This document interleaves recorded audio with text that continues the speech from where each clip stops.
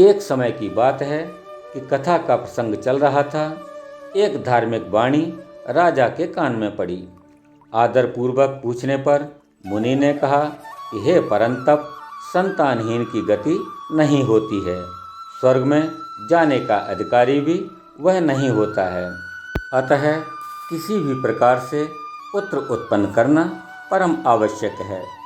पहला अंशज अर्थात अपने वीर से उत्पन्न हुआ पुत्र, दूसरा पुत्रिका पुत्र अर्थात अपनी पुत्री का बालक, तीसरा क्षेत्रज्ञ अर्थात आपत्ति काल में किसी अन्य पुरुष से उत्पन्न बालक, चौथा गोलक जिसका अर्थ है पति के मर जाने पर उत्पन्न बालक, पांचवा कुंड अर्थात पति के रहते हुए जार पुरुष से उत्पन्न बालक, छठा सहोड़ अर्थात विवाह के पूर्व ही कन्या गर्भवती हो जाए, पति के घर जाने पर जिसका प्रसव करे, सातवां कानीन कन्या ने पिता के घर पर ही छुपे रूप से जिसे उत्पन्न कर दिया हो, आठवां क्रीत अर्थात जो मूल्य देकर खरीदा गया हो, नौवां वन में मिला हुआ, 10वां किसी का दिया हुआ, 11वां